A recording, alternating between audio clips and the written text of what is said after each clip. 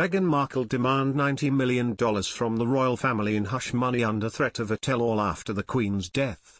Meghan will demand a stunning $90 million settlement in return for keeping silent about the royal family.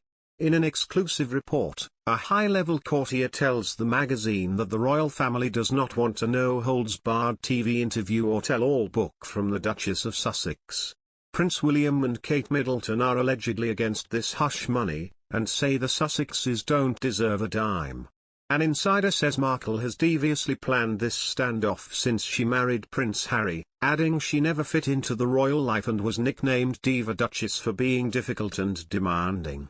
Queen Elizabeth, who died Thursday at age 96, had one of the largest and most expensive private collections of jewels in the world, and at the heart of it are around 50 stunning tiaras.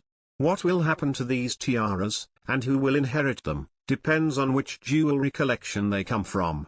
Some of the pieces, her crowns and brooches, as well as ceremonial maces and rings, form part of the crown jewels, which are displayed at the Tower of London and are gawked at by around 2.5 million tourists a year. This priceless collection of mainly ceremonial items, some of them going back 800 years, belongs not to a person but to the crown and whoever is the monarch. Similarly, there is the royal collection, which contains most of the royal family's extensive artworks, the largest private collection in the world, and their jewels. Altogether, it makes up more than 1 million objects, some of them going back to the time of Henry VIII. The royal collection is in itself divided into two portions. The bulk of the items are held in trust by the monarch of the time. And then there is the Queen's personal collection. This is mainly made up of items she inherited or was gifted by family members. Her grandmother Queen Mary was famous for her love of jewels and was a particular fan of tiaras, or bought herself. Many of Queen Elizabeth's recognizable tiaras are believed to be in her personal collection, so, in theory, she could give them to who she wanted. It is likely that she would want to pass on items from her private collection to her loved ones, royal commentator Josh Rom told The Post. The bulk of the collection will pass to Charles, with Camilla as his queen consort, and then Kate, so they may not be left anything big, in the will. Queen Elizabeth's net worth was estimated between $480 million to $500 million in 2021, according to multiple net worth calculators.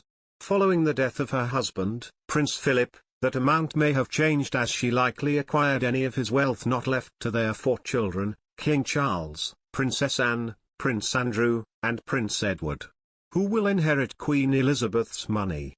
According to Fortune, King Charles, Queen Elizabeth II's eldest son with Prince Philip, who ascended to the throne after her death, will inherit most of her $500 million in personal assets after her death.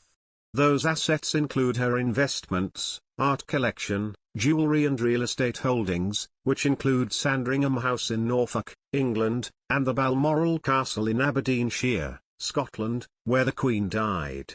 However, Charles won't. The British royal family's whole $28 billion empire, which include the estate of Scotland, the Crown Estate, the Duchy of Lancaster, the Duchy of Cornwall, Buckingham Palace, and Kensington Palace. According to Fortune, he will only inherit the personal assets designated to him by his mother. The personal asset